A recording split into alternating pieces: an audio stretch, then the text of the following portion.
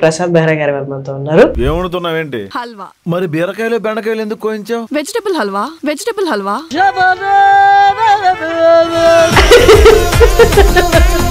పెళ్లి కల వచ్చేసింది బాలా అని పాడతారు కదా, అలాగా సక్సెస్ కల వచ్చేసింది బాలా. లేదు, ఇంకా స్టార్టింగ్ స్టేజ్ లో ఉన్నాం బాలా. మీ వయసు పాస్ పాస్.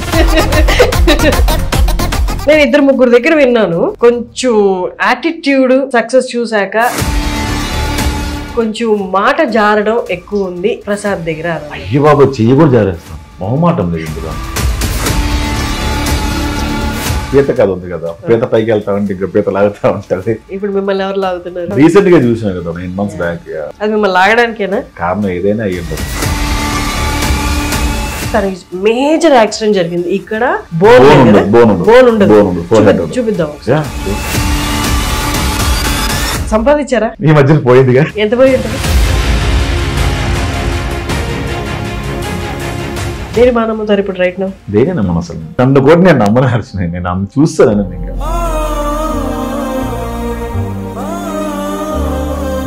నీ బయట నీతో ఉన్న వాళ్ళందరూ నీ వాళ్ళు కదా.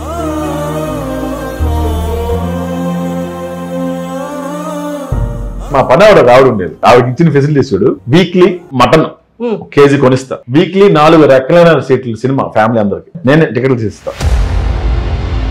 నాకు ఈ మధ్యన వాచ్లు పిచ్చి పట్టింది. 70,000 60,000 వాచ్లు కనబడితే కొనేసేవాడు. వాచ్లు మిస్ అయ్యాయి. లాస్ట్ కి మన ఐవాచ్ ఉంటుంది కదా, అది ఆవిడ కొంగుని కట్టుకుని తీసుకెళ్తుంది. భజన మోగింది. అది నువ్వు ఎవరిని వదులుకున్నావు తెలుసా? ఇలా ఎవడైనా చూసుకుని తమ్ముడికి దొరికింటే అని తీసుకురా. నీ తమ్ముడు కూడా చూసుకుని ఉన్నాడు అలాగా. నాకు ఎవరో నిన్న ఒక ఆవిడ దసరా రోజు సాయంత్రం పులిహార పట్టుకొచ్చి, బాబు పులిహార థ్యాంక్స్ అమ్మని పెట్టేసా. మచ్చటి రోజు వచ్చి కప్పు బాబు అన్నాడు. పులిహార అలా పడేసి అందులో ఏముందో అంత నమ్మడం మనసు.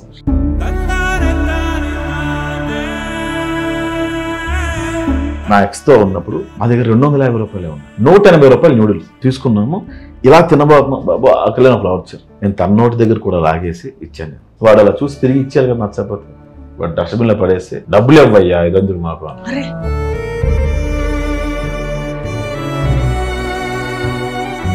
ఇప్పుడు చెప్పు, పేదవాళ్ళ పట్ల అడుక్కునే వాళ్ళ పట్ల జాలిదే. ఒక్క సంపాదించుకోకపోతే చేత కాకపోతే పేద రోజులు అంతే. అంతే, అంత కర్కశంగా మార్చేసింది.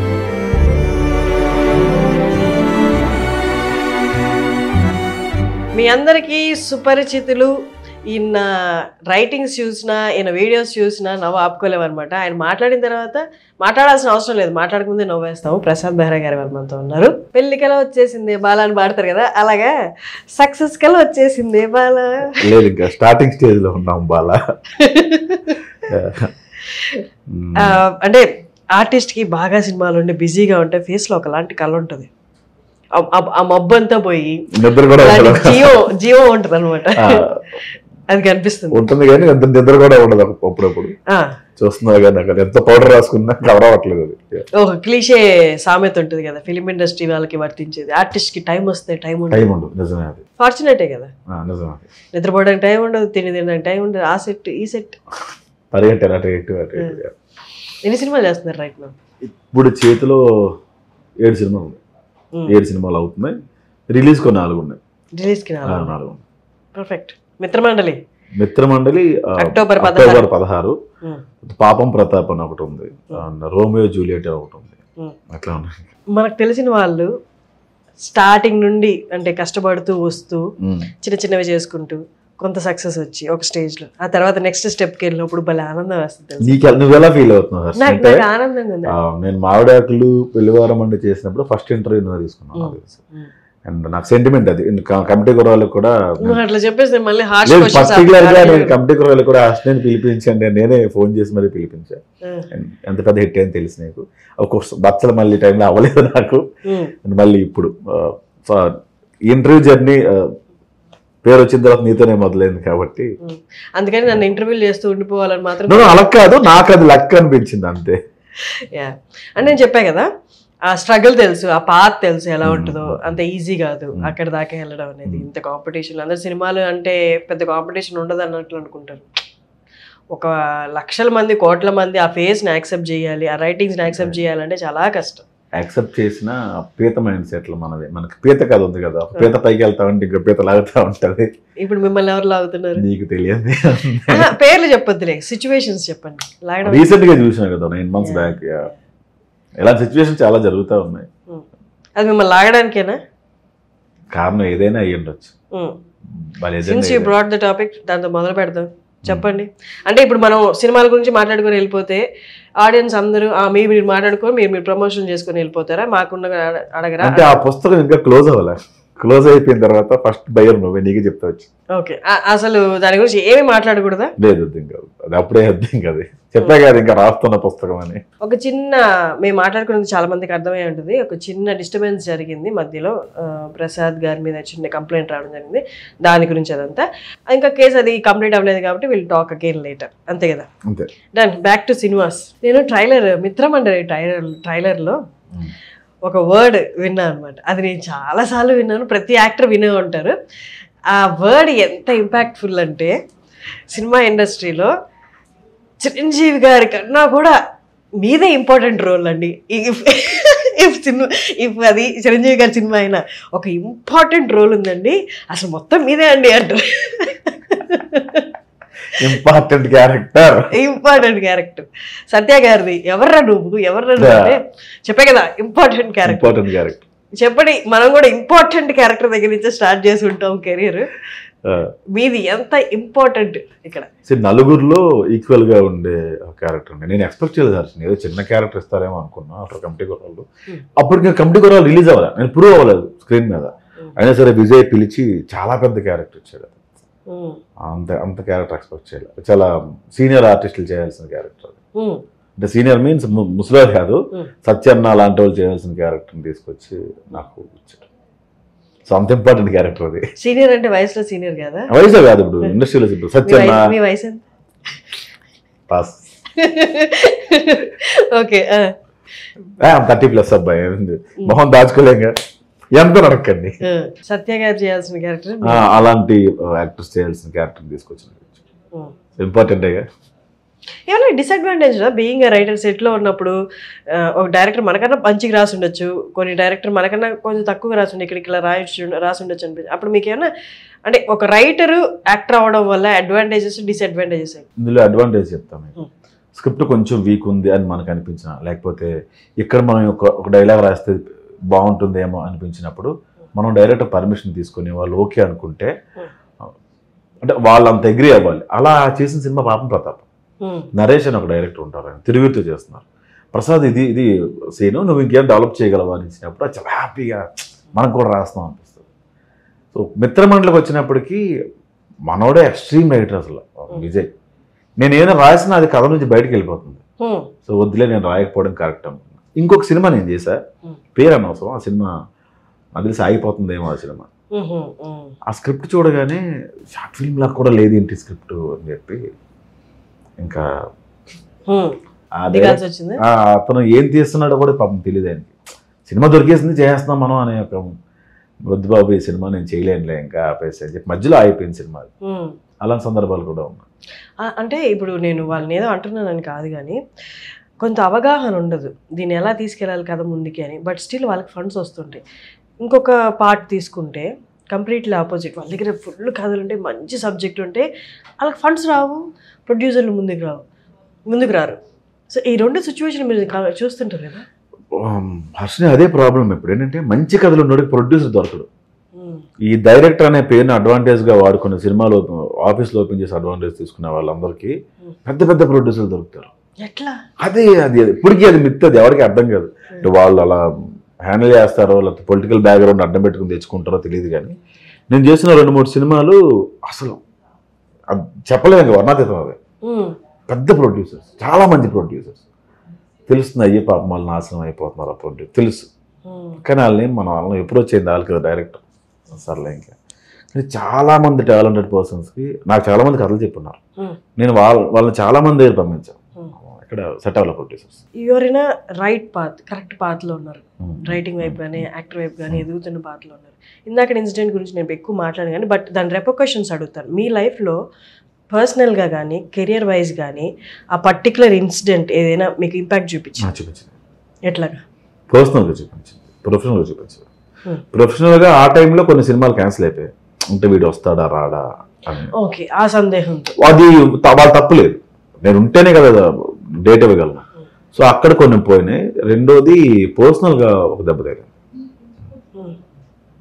ఇంకా స్ట్రాంగ్ అయినా చాలా మంది ఆడియన్స్ కూడా చాలా స్ట్రాంగ్ గా నా కోసం నిలబడ్డారు, అది గొప్ప విషయం. కాకపోతే పర్సనల్ గా కొంచెం దెబ్బ తగిలింది అంతే. ఎట్లా మీకంటే యాజ్ అన్ ఇండివిజువల్ దెబ్బ తగిలిందా? మీ రిలేషన్ లో, ఫ్యామిలీ రిలేషన్స్ లో ఎక్కడైనా దెబ్బ? ఫ్యామిలీ రిలేషన్ లో కూడా చిన్న ఉండి ఇండివిజువల్ కూడా దెబ్బ తగిలింది. ఎలాగా ఇండివిజువల్? అది చెప్పలేను. ఇండివిజువల్ గా అంటే మీ లోపల నా లోపల కాదు, నాతో ఉన్న పర్సన్స్ ఇప్పుడు నాతో లేకుండా పోయారు అనమాట. ఇప్పుడు మేము మీతో రాలేము, ఎట్లా ఉంది ప్రాబ్లమ్ అని చెప్పి ఉన్నప్పుడు బాగానే ఉన్నారు. ఆ టైంలో అట్లా జరిగినాయి కొన్ని. కాకపోతే ఫైనాన్షియల్ గా కూడా కొంచెం దెబ్బ తగిలింది. ఫైనాన్షియల్ అంటే మూవీ ప్రాజెక్ట్స్ ఆగిపోవడం అలానే కాదు, తర్వాత ఖర్చు పెట్టాలిగా తినడానికి వాటికి. దెబ్బ తగిలింది. బట్ ఇంత స్పీడ్ గా కంబ్యాక్ ఇస్తారని నేనే అనుకోలే. అంటే సింపుల్ వస్తున్నాయి, ఇంతకన్నా ఇంకేమీ ఆడాలి. యూనో నాకు ఫస్ట్ ఒక రిలేషన్షిప్ ఏమైందో నీకు తెలుసు, రీసెంట్ గా ఇన్సిడెంట్ నీకు తెలుసు, యాక్సిడెంట్ ఎంతో వరస్ట్ చూసుకుని వచ్చాను నేను. ఒక యాక్సిడెంట్ గురించి ఒక్కసారి మనం చెప్దాము. తనకి మేజర్ యాక్సిడెంట్ జరిగింది ఇక్కడ. బోన్ ఉండదు, చూపిద్దాం. లాస్ట్ టైం కూడా నీ ఇంటర్వ్యూ చూపించా. బట్ అంటే ఇంతకన్నా ఇంకెవరు కొట్టగలరు నన్ను అని. కొట్టారు ఇంకేం కొడతారు, కొట్టడానికి బాధపడడానికి ఏముందిలే అని చెప్పి కంబ్యాక్ ఇవ్వడానికి అదే నాకు స్ట్రాంగ్ చేసిందేమో అనుకుంటున్నాను నేను. మళ్ళీ వీడియోస్, మళ్ళీ మూవీస్ చేసుకోవడానికి అదే యూజ్ అయిందేమో.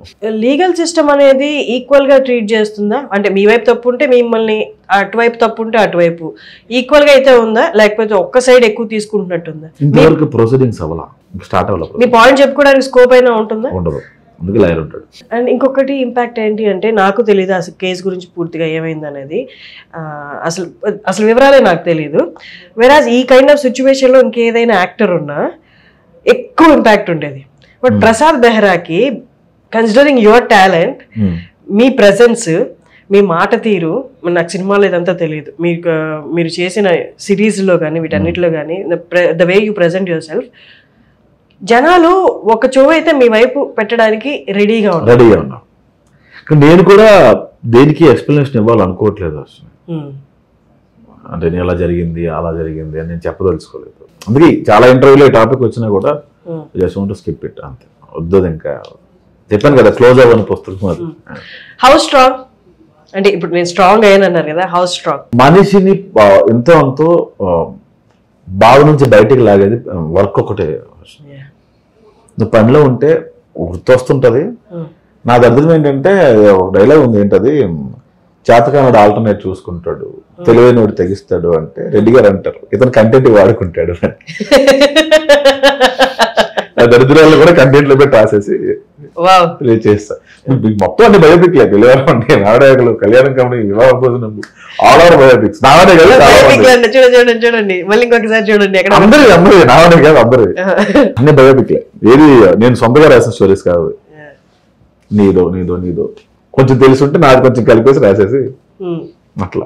బ్రహ్మానందం గారితో యాక్టింగ్ అంటే ఈ జనరేషన్ లో కొంతమంది యాక్టర్స్ కి ఒక భయం కూడా ఉంది, ఆయనతో వర్క్ చేసే ఛాన్స్ వస్తే చాలని. అసలు వస్తుందో రాదో, నేను యాక్టర్ అయ్యి ఎస్టాబ్లిష్ అయ్యే లోపు ఆయన యాక్టింగ్ చేస్తూ ఉంటారో మానేస్తారో అని. ఆయనతో ఒక్క సీన్ చేసినా చాలు అనమాట. మీరు ఏకంగా సినిమా చేస్తామా, సినిమాలో ఎక్కువ ఉండరు ఆయన. ఆయనతో నాకు కాంబినేషన్ లేదు. ఆయన ఉన్నప్పుడు నేను వేరే ఫ్రేమ్ లో ఉంటా. అవునా? మరి డయాస్ మీద మీవే చేసుకొని నాకు రెండు హ్యాపీ థింగ్స్ ఏంటంటే, సైమా అవార్డ్ నామినేషన్స్ లో నా పేరు వచ్చింది. నాకన్నా ముందు పేరు బ్రహ్మానందం గారు. ఆయనతో పోటీ పడుతున్నారు, అది అప్పుడు చాలా అవార్డు. అదే అవార్డు. రెండోది స్టేజ్ మీద మాట్లాడుతున్నప్పుడు ఆయన నా పేరు మర్చిపోయి చెప్పలా.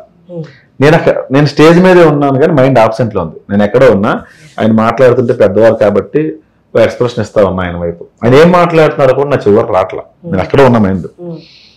బన్నీవాస్ గారు వచ్చి పుష్ చేశారు, ప్రసాద్ పేరు మర్చిపోయారండి. ఆయన అక్కడ ఫన్ చేసి నన్ను ఏడిపించారు. ఆయన చాలా మంది ఫోన్లు చేశారు, నాకు చాలా బ్లెస్డ్.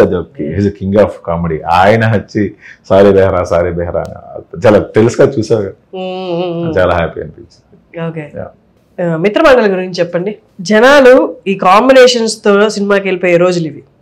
అంటే కథ అన్ని చాలా వరకు రొటీన్ వస్తున్నాయి, కొంచెం మంచి వచ్చినాయి. కానీ ఒక సెక్ట్ ఆఫ్ యాక్టర్స్ ఉన్నారు, వీళ్ళ కాంబినేషన్ వస్తే చాలా అబ్బాయి ఇంకే ఇన్హిబిషన్స్ పెట్టుకోకుండా జస్ట్ టికెట్ కొనుక్కొని వెళ్ళిపోదాము వీకెండ్ కి. అలాంటి కాంబినేషన్ చాలా రోజుల తర్వాత మీ నలుగురు కాదు, ఇంకో సత్య, వెన్నెల కిషోర్, వీటి గణేష్, బ్రహ్మానందం గారు, ఎవరు లేరు ఇప్పుడు హ్యాపీగా యాక్టర్స్ అందరూ ఉన్నారు. నిహారిక తను చాలా వైరల్, మీకు అవును. ఇంతమంది యాక్టర్స్ తో అప్పుడెప్పుడో పాత రోజుల్లో వచ్చే సినిమాలు మళ్ళీ చాలా రోజుల తర్వాత ఇప్పుడు వస్తుంది. సో ఖచ్చితంగా జనాలు చాలా ఎంజాయ్ చేస్తారు. నేను ఎక్స్పెక్ట్ చేయలే ఎంత బాగా స్క్రిప్ట్ వస్తుంది, ఇంతమందితో అంత ఫన్ జనరేట్ అవుద్దని. ఇంకొకటి ఈ సినిమాలో ప్లస్ పాయింట్ ఏంటంటే మీరు జాతిరత్నాలు చూసారు, అందులో 3 జాతిరత్నాలు, ఇందులో 20 మంది జాతిరత్నాలు ఉంటారు. ఇప్పుడు నాకెంత స్కోప్ ఉంటుందో, దర్శకి ఎంత ఉంటుందో, వీటి గణేష్ గారు కూడా అంతే ఉంటుంది, సత్యకి అంతే ఉంటుంది, వెన్నెల కిషోర్కి అంతే ఉంటుంది. సో వీడి లీడ్ అని ఎక్కడ మీరు చెప్పలేరు, ఎవరికోలో వాడిలో ఉంటుంది మొత్తం అంతా. అండ్ కాంటెంపరీ విషయాలు తీసుకొని పెట్టడం అనేది కూడా అసలు నార్మల్ కాదు అసలు. ఫర్ ఎగ్జాంపుల్ ఇంపార్టెంట్ క్యారెక్టర్ దగ్గర నుండి మొదలు పెడితే మన సినిమా ఇండస్ట్రీలో వాడే కొన్ని క్లీషే పదాలు ఉంటాయి అన్నమాట. ఇంపార్టెంట్ క్యారెక్టర్ ఒకటి, సెటిల్డ్ గా చేయడం, కొన్ని పదాలు ఉంటాయి. ఇంకొకటి కాంటెంపరీ ఇష్యూ మీదే సటరికల్ గా చేసిన సినిమా ఇది. మెయిన్ పాయింట్ ఒకటి ఉంటుంది, ఐపీఎల్ లో ఇండియా గెలవాలంటే అది ఐపీఎల్ ఏంటి ఇండియా ఏంట్రా సంబంధం ఉండదు అసలు. కానీ ఆ సినిమాలో అలా ఉండదు, అది మా ప్రొడ్యూసర్ గారు అది రాసి టీజర్ కోసం రాసిన తప్ప సినిమాలో అలా బయటికి వెళ్ళిపోయి వచ్చే వేళ వర్షం ఉండదు. కూర్చున్నంత సేపు నువ్వు కథలోనే ఉంటావు హర్షన్. చిన్న కథే, పెద్ద కథ ఏం కాదు, కానీ పెద్ద ఇంపాక్ట్ ఖచ్చితంగా చూపిస్తుంది. నైస్. బీయింగ్ ఎ రైటర్, నాకు తెలిసి సినిమాలు చూస్తున్న దగ్గర నుండి, సినిమాలు రాసిన దగ్గర నుండి, సినిమాలు చేస్తున్న టైం ఇప్పటి వరకు ఆడియన్స్ మారడం అనేది కొంత ర్యాపిడ్ గా జరిగిపోతుంది ఈ మధ్య కాలంలో. అంటే వాస్ట్ కంటెంట్ ఉండేసరికి కొంచెం బోరింగ్ అనిపించి తీసి పక్కనే నెక్స్ట్ దానికి వెళ్ళిపోతాను. ఒక రైటర్, అందులో కామెడీ రాసే రైటర్ గా చాలా కష్టం ఈ ఆడియన్స్ ని కోపప్ చేసుకుని. ఎందుకంటే నువ్వు మాట్లాడేది, నువ్వు రాయిపోయేది ఆల్రెడీ వాడు మాట్లాడేసి ఉంటాడు, ఆల్రెడీ వాడు నవ్వుకొని ఉంటాడు. ఈ మారుతున్న ఆడియన్స్ ని కోపప్ చేయడం ఎంత కష్టం చెప్పండి. ఇదంతటి కారణం కరోనా. కరోనాలో అన్ని రకాల లాంగ్వేజ్ సినిమాలు, అన్ని కంటెంట్లు చూస్తారు జనాలు. ఇప్పుడు ఎలా అయిపోయిందంటే హర్షిని, మనం ఏదైనా సీన్ రాసినా మనకు కూడా తెలియదు ఆ సీన్ మనం ఇంకొక సినిమా తీసి రాస్తున్నాం, అది ఎక్కడో వాడు గుర్తుపడడం, అది ఆ సినిమాలో కూడా సేమ్ సీనే ఉంది అని చెప్పి రైటర్ గా చాలాసార్లు చచ్చిపోయిన సందర్భాలు ఉంటాయి చాలా మంది. ఇప్పుడు ఒక పర్సన్ ని మెప్పించడం అంటే జంజీ విషయాలు రాయలేం, పాత వాళ్ళకి అర్థం కాదు, పాత విషయాలు రాయలేం, కొత్త వాళ్ళకి అర్థం కాదు. ఇది బ్యాలెన్సింగ్ చాలా కష్టంగా ఉంది. డెల్యూజనల్ గా కన్ఫ్యూజ్డ్ గా ఉండవు. అసలు ఈ పదాలు ఎవరు కనబడుతున్నారు, జెన్జీ అని పదాలు పెట్టారు, అసలు ఇన్వెంట్ చేసింది ఎవరు అనేది నాకు అర్థం కావట్లేదు. నాకు తెలిసి టెక్స్ట్ చేసి అలా అయిపోయాం, షార్ట్ కట్స్ అలా ఎక్కువ అయిపోయాము అనుకుంటున్నాను నేను. అవి చాలా మందికి అర్థం కావు. ఇప్పుడు మా పేరెంట్స్ ని తీసుకెళ్లి ఆ సినిమా చూపిస్తే వాళ్ళకి అర్థం కాదు. జంజీ కిడ్స్ సినిమా చూపిస్తే, జంజీ వాళ్ళకి మన సినిమాలు చూపిస్తే అర్థం కాదు. భాష కూడా మారిపోయింది, కామెడీలో యూజ్ చేసే పదాలు కూడా మారింది. ఎంతమంది తెలుగు చదవగలుగుతున్నారు ఫస్ట్ చేంజెస్ ఎక్కడ చచ్చిపోయాము.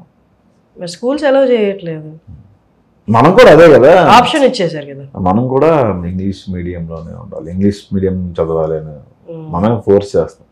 యాక్చువల్గా అదే కరెక్ట్. నేను తెలుగు మాట్లాడిన చాలా ప్లేసుల్లో నన్ను అలా చూస్తే చూసుకోరండి. నాకు ఇప్పుడు అదేం అనిపించట్లేదు. అంటే ప్రశాంతంగా తెలుగు మాట్లాడితేనే బాగుందేమో అనిపిస్తుంది. పోను అంటే అన్ని రివర్స్ అవుతున్నట్టు ఫ్యాషన్ తో పాటు. ఇంతకుముందు క్యాస్ట్ ఫీలింగ్స్ ఉండేవి, ఇప్పుడు కూడా ఉన్నాయిలే. ఇప్పుడు ఉన్నాయి. ఇంతకుముందు క్యాస్ట్ ఫీలింగ్స్ ఉండేవి, వాళ్ళు చాలా తక్కువగా చూసేవాళ్ళు. ఇప్పుడు మన ముగ్గురు అలా మేము ముగ్గురు మాట్లాడుకుని, నేను తెలుగులోనే మాట్లాడుతున్నాను అనుకోండి, మీ ముగ్గురు ఫ్రెండ్షిప్ చాలా స్ట్రాంగ్ ఉంటుంది. నాతో మీది వీక్ ఉంటుంది English because we have language barriers, communication issues ఎట్లా ఉన్నాయి. ఇప్పుడు నేను చాలా మందిలో చూసాను, అది ఇంట్రా ఎంత డిస్క్రిమినేట్ చేస్తారు అనుకున్నా. ఓకే అనుకున్నాను నేను. నా ధైర్యం ఏంటంటే, నాకు ఏమీ రాకపోయినా, ఏమి సినిమాలు లేకపోయినా మళ్ళీ రాసుకుని షార్ట్ ఫిల్మ్ తీసేసి ఊరు వెళ్ళి తెరబొమ్మ వేసుకోగలను, నేను బ్రతకగలను. అంత ధైర్యం వచ్చింది. అంత ధైర్యం ఈ ప్రాబ్లమ్స్ అని తీసుకొచ్చి పెట్టాను. అంటే ఈ ప్రాబ్లమ్స్ అన్ని అంత స్ట్రాంగ్ చేసింది తప్ప, నాకు ఏదైనా పెద్ద హీరోని పిలిచి, పెద్ద హీరో నీకు ఫుల్ లెంత్ ఉంటుంది అంటే అంత ఎగ్జైట్ అవ్వడం మానేశాను. ఎంత ఇస్తారు, కథ చెప్పండి, ఓకే ఎన్ని రోజులు ఉంటుంది, చాలా సింపుల్గా ఎగ్జైట్ అవ్వడం ఇది రాదు నాకు. భజన చేయడం అది లేదు. ఫేవరెట్ యాక్టర్ వీరితో యాక్ట్ చేయాలన్నది ఎవరన్నా విష్ లిస్ట్ ఉందా? ఉండేది, ఆయన లేరు. నాగేశ్వర గారితో ఓకే, చాలా ఇష్టం ఆయన అంటే. ఆయన లేరు. ఎందుకని ఆయన ఇష్టం? ఏమో అంటే మా ఊర్లో ఈటీవీ సినిమా తేజ మూవీస్ తప్ప ఇంకేం వచ్చేది. అది అంటే నాకు కదిపి అదే వచ్చేది. అన్ని నాగేశ్వర గారి సినిమాలు వచ్చాయి. నేను ఫస్ట్ నుంచి చూసిన ఆయన సినిమాలు. నాకు సినిమా అంటే తెలిసిందే ఆయన సినిమా. సో అప్పటి నుంచి ఆయన అంటే ఇష్టం. అంత రీజన్ ఏం లేదు. యాక్టర్గా ఆయన చాలా ఇష్టం. ఆయన వల్ల మేము కొన్నాళ్ళు స్మోక్ కూడా ఆయన చూసి మళ్ళీ చేస్తాడు చాలా ఇంపాక్ట్ చూపించింది. అది సంపాదించారా? ఈ మధ్యన పోయిందిగా, లాయర్లకి వాళ్ళకి ఖర్చు పెడతాం ప్రస్తుతానికి. ఎంత పోయి ఉంటుంది? చాలా పోయింది. 20 అంత ఉండదు. 15 ఎందుకు ఇప్పుడు అకౌంట్ చెప్పాలి. సరే, ఎంత పోయిందో వదిలేద్దాం. ఎంత కూడా పెట్టుంటారు? నాకు గవర్నమెంట్ వచ్చి ఇల్లు ఇచ్చింది, స్థలం. మా అమ్మ 2 లక్షలు ఇల్లు కట్టుకుందాం అని చెప్పి 10 లక్షలు పెట్టి ఇల్లు కట్టింది అంతే. అది తప్పింకేలేదు. అది అంతే. సినిమాల్లో రోజు వస్తున్న డబ్బులు సినిమాలు నీకు వెంటనే రావు. వెంటనే రావు, బట్ ఒక సినిమా వచ్చిందంటే ఒక గ్యారెంటీ, ఒక డిపాజిట్ ఒకేసారి రాదు. వస్తుందా ప్రస్తుతం బ్రతడానికి అదే లైవ్లీవుడ్ అదే కదా. ఓకే, ఇప్పుడు సిరీస్ అవి చేయట్లేదా? చాలా రేర్గా లేట్గా రిలీజ్ చేస్తున్నాం. ఒక ఎపిసోడ్ ఇప్పుడు రిలీజ్ చేస్తే 20 days తర్వాత ఇంకో ఎపిసోడ్ రిలీజ్ చేస్తున్నాం. గ్యాప్ ఉండట్లేదు అసలు. ఓకే, ఏంటి ఫ్యూచర్ గోల్ అని చెప్పండి. ఏం లేదు. ఏం లేదా? ఏం లేదు. దేవుడి మీద నమ్మకం ఉందా పోయిందా? ఉందని చెప్పలేను. బేసిక్గా లేదు, నమ్మడం మానేసాను. మళ్ళీ ఇదన్నీ ఎందుకు వేసుకున్నాను అడగద్దు. 20 రూపాయలు గమనించలేదు. 20 రూపీస్ బాగుందని వేసుకున్నాను. అరుణాచలంలో కొన్నా 20 రూపీస్ అంతే. నమ్మకం లేదు. దేవుడు అంటే దండం పెట్టి అడగను, ఇబ్బంది పెట్టను. దేని బాగా నమ్ముతారు ఇప్పుడు రైట్ నౌ? దేనే నమ్మను అసలు. నన్ను కూడా నేను నమ్మను హర్ష. నేను చూస్తాను. ఇంకా మిమ్మల్ని మీరు అలా నమ్మరు? కానీ నేను నమ్మను. నేను ఇప్పుడు స్మోకింగ్ మానేస్తాను. ఎస్, అది కూడా నమ్మను నేను. మరి ఏంటి హోప్? ఏంటి ఏదో గట్టి హోప్ ఉండాలి కదా. బొంగు లేదు, ఏం లేదు, బాగుంది అంతే, వెళ్ళిపోతుంది అంతా. ఏం లేదు. తినడం లేడం, వర్క్ చేయడం, పడుకోవడం, తినడం లేడం, వర్క్ చేయడం. ఎందుకన్నా కొత్తగా ఏం చేస్తాను చెప్పేసి. ఆనందం, మనసుకి ఆహ్లాదం కొన్ని ఉంటాయి కదా. నీకు ఎక్స్పెక్టేషన్ లేనప్పుడు హ్యాపీగా ఉంటావు. నేను రేపు యూఎస్ వెళ్ళాలి, డబ్బులు దాచుకోవాలి, అట్లా ఏం లేదు. ఎక్స్పెక్టేషన్స్ లేకపోయినా కూడా అన్హ్యాపీగానే ఉంటాయి. నాకు లైఫ్ లో హోప్ లేదు, ఎక్స్పెక్టేషన్స్ లేదు, నేను డీలాగా డిప్రెస్డ్ గా ఉంటాను. రోజుకి ఒకలా ఉంటుంది ఎక్స్పెక్టేషన్ లేకపోతే. కైసే సరే, నేనే ఎగ్జాంపుల్ చెప్తా. నాకు చిన్న సినిమాలు అవకాశం వచ్చాయి, డైరెక్షన్ కానీ అడ్వాన్స్లు కూడా వచ్చాయి.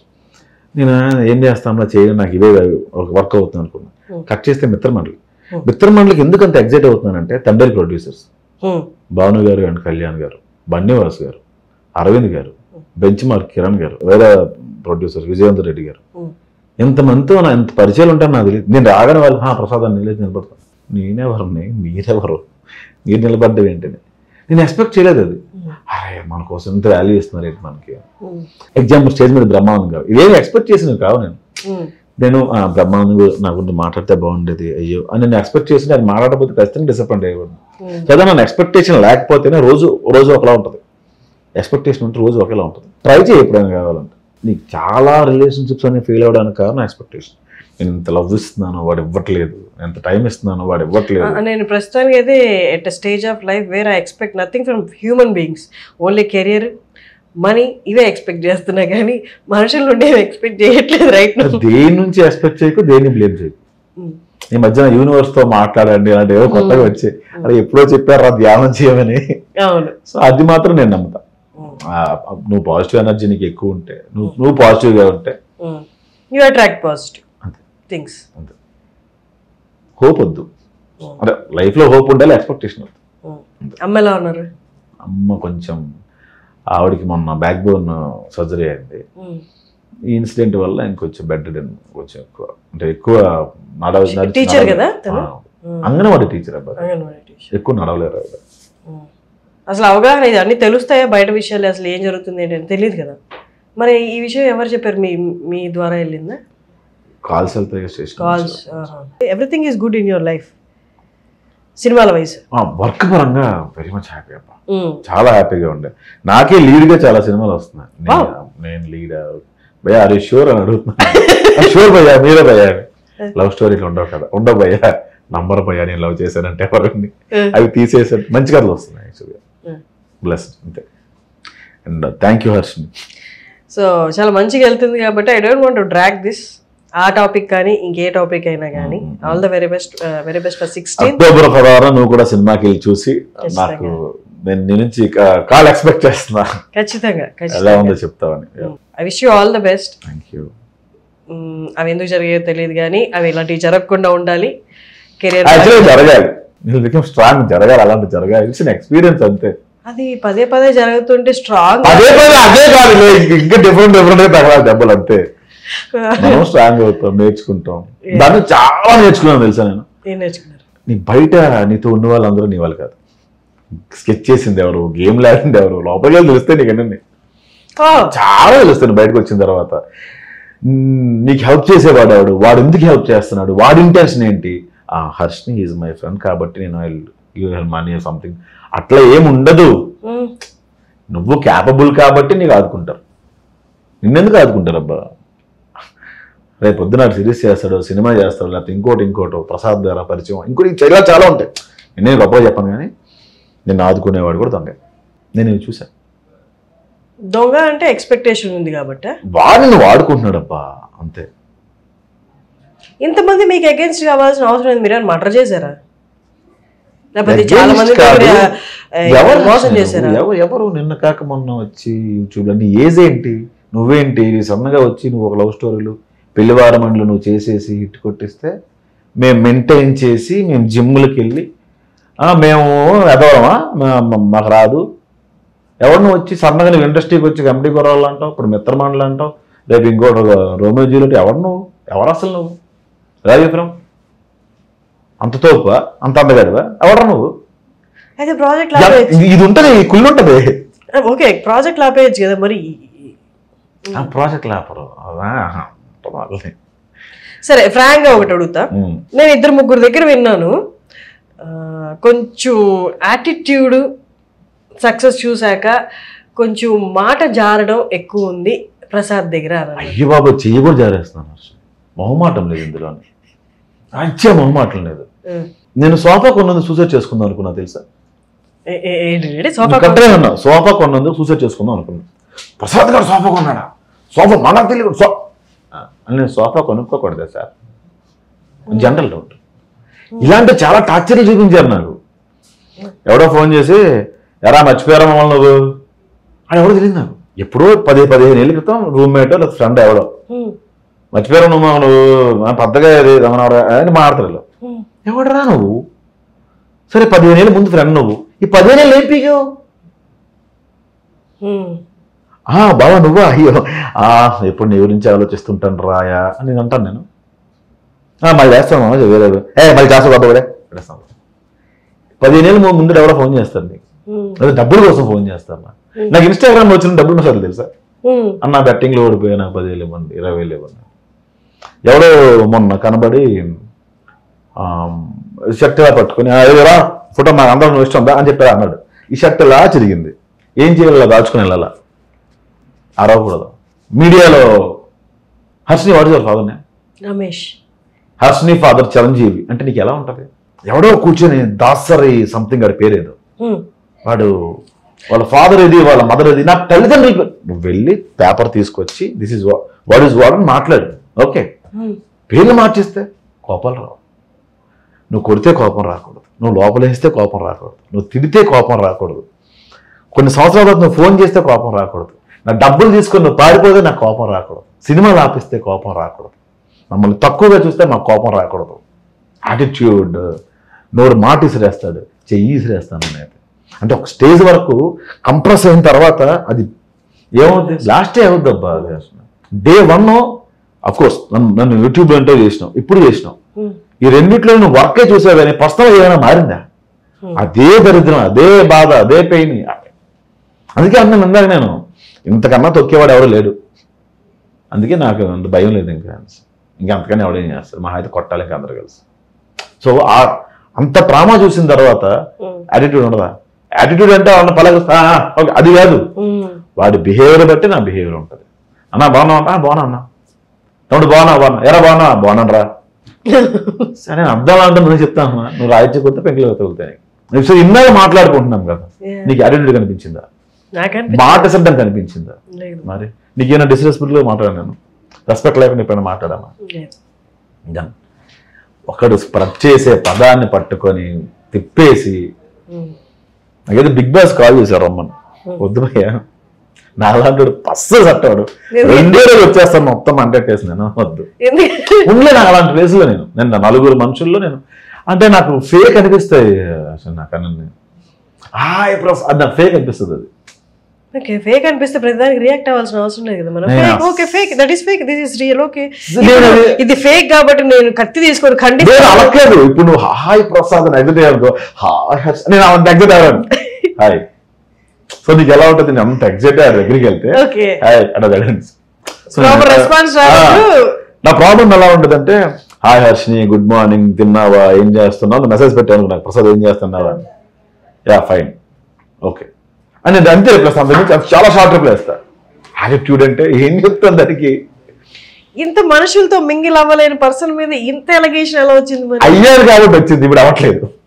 ఒకప్పుడు అయ్యారు. అయ్యా నేనే రండి కూర్చొని మా పని ఆవిడ ఆవిడ ఉండేది. అది అద్భుతమైన స్టోరీ, అసలు చాలా మంచి స్టోరీ అది.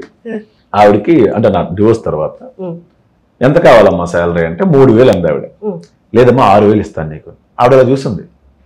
ఎందుకు అయ్యాను? ఏం లేదమ్మా, నువ్వు ఇల్లు క్లీన్ చేసేసి కూర్చొని సీరియల్ స్టోరీలు, మీ వీధిలో జరిగిన స్టోరీలు చెప్పా అనేవాడిని. నాకు ఎవరు చాలా లోలే ఫీల్ అయ్యేవాడిని. ఆవిడ చెప్పిన సోదంతా అలా వినేవాడు. అవును అలా చేసింది అది ఆడుకునేవాళ్ళం ఇద్దరు సటారోళ్ళలాగా. మాట్లాడుకున్న తర్వాత ఆవిడ వెళ్ళిపోయేది. సో ఇంత ఫెసిలిటేట్ చేస్తున్నవాడు, నాకు ఇంత బాగా మాట్లాడుతుంది నాతో అని చెప్పి అక్క అక్క అని పిలిచేవాడిని. ఆవిడ ఫెసిలిటేషన్, ఆవిడకి ఇచ్చిన ఫెసిలిటీస్ చూడు, వీక్లీ మటన్ కేజీ కొనిస్తా, వీక్లీ 4 రెక్కలైన సీట్లు సినిమా ఫ్యామిలీ అందరికి నేనే టికెట్లు తీస్తా. ఇది వీక్లీ అంటే వీక్లీ ఒక మటన్ కేజీ 4 టికెట్లు ఇంటికి పట్టుకెళ్ళడానికి ఆవిడ పట్టుకెళ్ళిపోతుంది సినిమా నలుగురికి ఫ్యామిలీ అందరికి. ఇలా ప్రతి వారం జరిగేది. మంత్ అయిన తర్వాత నేనే బియ్యం, అది కావాల్సిన సరుకులు అన్ని కూడా వెళ్ళి కార్డ్స్ రాసి ఇచ్చేవన్నీ తీసుకునేది ఆవిడ. ఇది కాకుండా 6,000 రూపాయలు శాలరీ. ఇప్పుడు ఆవిడని ఎంత బాగా చూసుకోవాలి? ఆవిడ పనే లేదు, గిన్నెలతో వీళ్ళతో అంతే. నాకు సొల్లు చెప్పాలి, సొల్లే చెప్పాలి, నిజం చెప్పొద్దు. అలా ఆవిడ తెలుసా అడుగులు ఇచ్చుకుంది అని. అవునా అని మేము అనుకునేవాళ్ళం. అంతే ఆ సొల్లే మాట్లాడుకునేవాళ్ళం. కట్ చేస్తే నాకు ఈ మధ్యన వాచ్లు కూర్చోబెట్టింది. చిన్నప్పటి నుంచి లేదు, నేను మధ్యన పెట్టాను. 70,000 60,000 వాచ్లు కనబడితే కొనేసేవాడిని. నాకు చాలా ఇష్టం వాచ్. వాచ్లు మిస్ అయ్యాయి, నాది వాచ్లు మిస్ అయ్యాయి. 4 వాచ్లు మిస్ అయ్యి ఉంటాయి. లాస్ట్కి మన ఐ వాచ్ ఉంటుంది కదా, యాపిల్ వాచ్, అది ఆవిడ కొంగుని కట్టుకుని తీసుకెళ్తుంది. భజన మోగింది, అది టెక్నాలజీ ప్రాబ్లం. దొరికేసింది ఆవిడ. ఇటు రాక అని చెప్పి తీసారు. ఏంటి అక్క ఇది అంటే, అది తమ్ముడు అది 90,000 అక్క. అది మొన్న 4 వాచ్లు పోయాయి, అన్ని కలిపి 1,50,000 ఉంటాయి అక్క మొత్తం అంటే. అవునా, ఆ మొన్న పాప 400 ఇచ్చాడు తమ్ముడు అన్నది. సో ఈవిడ నా దగ్గర వాచ్లు కొట్టేసినందుకు ఈవిడ ఫీల్ అవ్వాలా? 400 ఇచ్చాడు, అవసరం 400 ఇచ్చాడు. వీడికి రిగ్రెట్ కూడా లేదు. నువ్వు ఎవరిని వదులుకున్నావు తెలుసా? ఇలా ఎవరైనా చూసుకొని తమ్ముడికి దొరికింటే అని తీసుకురా, నీ తమ్ముడు కూడా చూసుకున్నాడు అలాగా.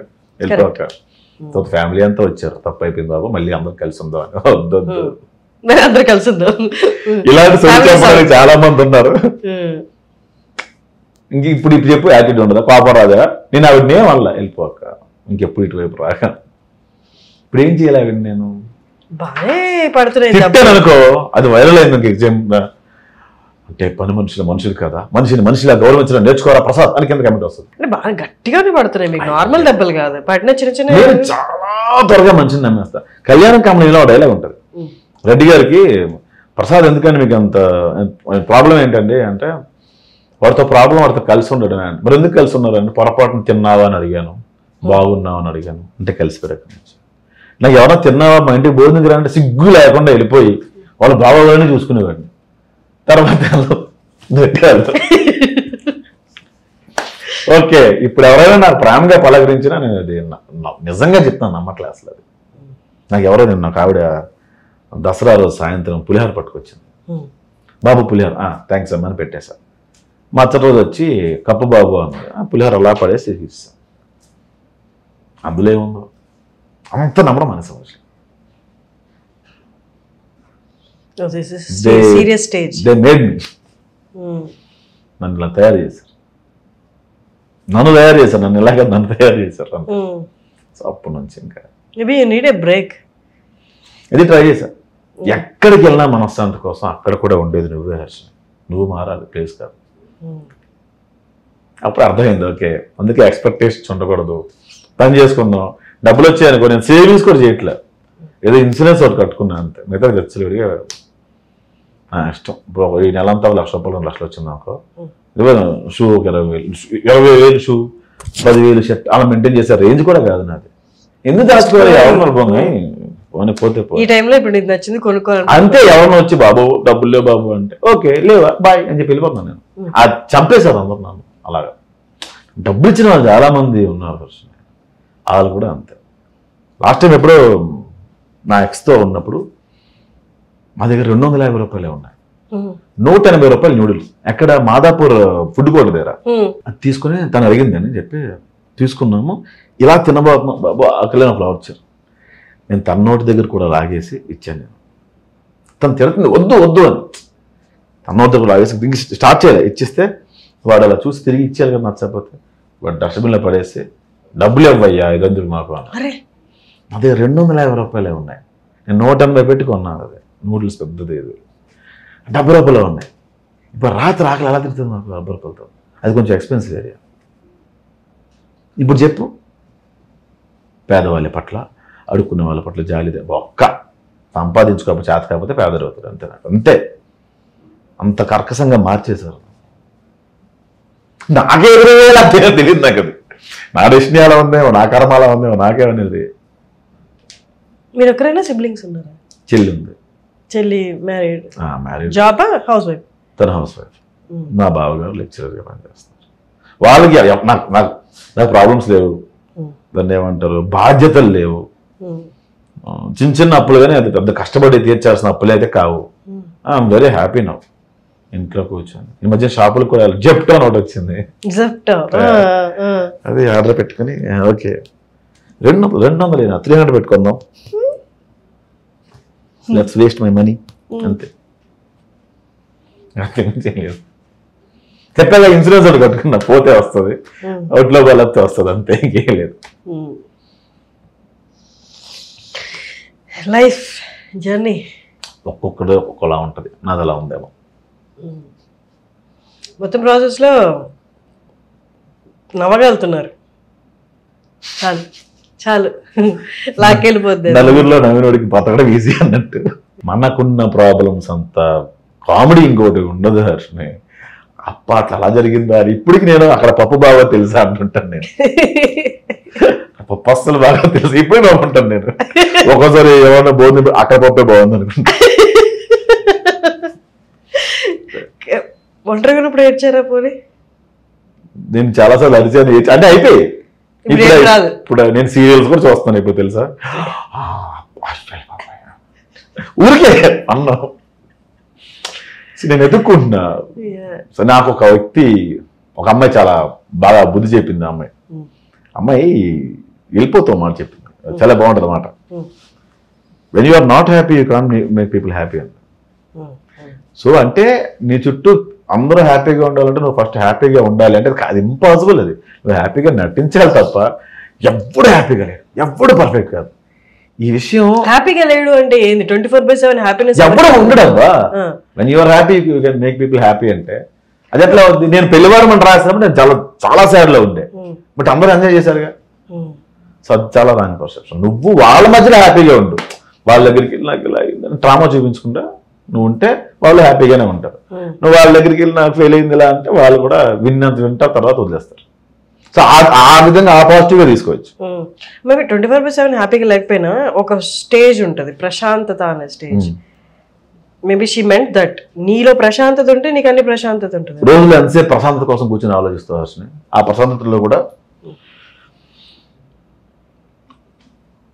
మొబైల్లో ఉంటావు, నువ్వు ప్రశాంతంగా ఉండవు. ఎక్కడ ఉంటావు ప్రశాంతంగా? నువ్వే ఆలోచించు. ఉదయం లేచి కూర్చొని 10 నిమిషాలు నేను ప్రశాంతంగా ఉండాలి ఇప్పుడు అని డిసైడ్ అయ్యి కూర్చున్నావు.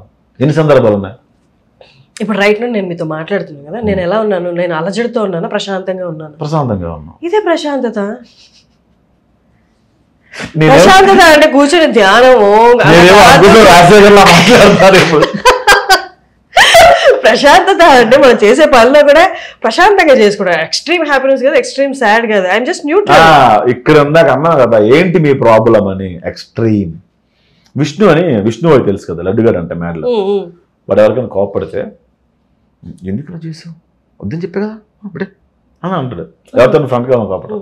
అది నేను ఏంటి అవుతాను. Toning is very important. నేను అది నేర్చుకుంది వాడి దగ్గర. అదే నేర్చుకుంది అనుకున్నాను కానీ నేర్చుకోలేదు. ఇంకా నేర్చుకోవాలి ఇక్కడ దగ్గర. వాడు చాలా సాఫ్ట్గా మాట్లాడతాడు.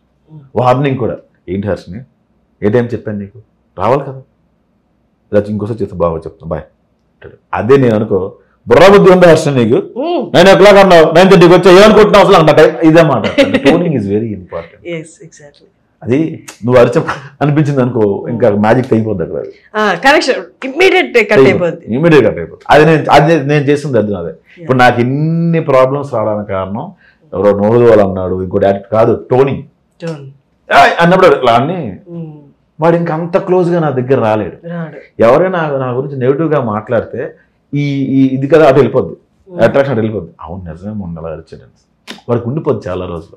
ఇదే నా ప్రాబ్లం. చాలా మంది ఎక్స్ట్రీమ్ గా అరుస్తాను నేను.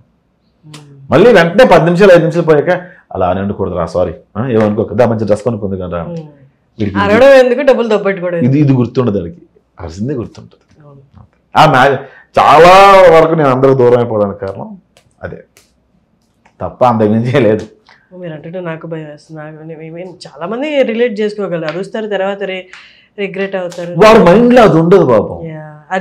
ఎవరికి ఉండదు. వాడు ఆ క్షణంకి ఇప్పుడు నేను వర్క్ బాగా రావాలని చెప్పి అరుస్తా, అది ఆ క్షణంకే అది వాడు బాగుపడతాడని. కానీ అలా చెప్పుండకూడదు, తప్పు. వాళ్ళు బాగుపడినా మన టోన్ అని చెప్పాడు. మా అమ్మమ్మ ఒక మాట అనేది అనమాట, పెట్టావు కదా అని చెప్పి 4 దెబ్బలు వేస్తే ఎవరో పడరు. ఎస్ ఎవరో పడ్డారు. అండ్ నాకు ఒక పెద్ద ఆయన చెప్పాడు ఐ లవ్ యూ అంత అందంగా ఐ హేట్ యూ చెప్పాలి, ఐ హేట్ యూ కూడా ఐ లవ్ యూ అంత అందంగా చెప్పాలి. విడిపోయిన తర్వాత కూడా మళ్ళీ మీరు ఫోన్ లో మాట్లాడుకుంటున్నారు, అప్రోచబుల్ గా ఉంటావు. టోన్ మారిస్తే, టోన్ నార్మలైజ్ చేస్తే గ్రేట్. సో ఇప్పటికే మనం we talked a lot. yes thank you so much to Agusam Rajasekhar. meet again sure. మళ్ళీ ఇంకో సినిమా కలుద్దాం. తరువాయి భాగం వచ్చే సినిమాకి అక్టోబర్ 16 అందరూ థియేటర్కి వెళ్ళి మా మిత్రమండలి సినిమా చూడండి. Thank you so much. All the very best. మళ్ళీ కలుద్దాం. Thank you.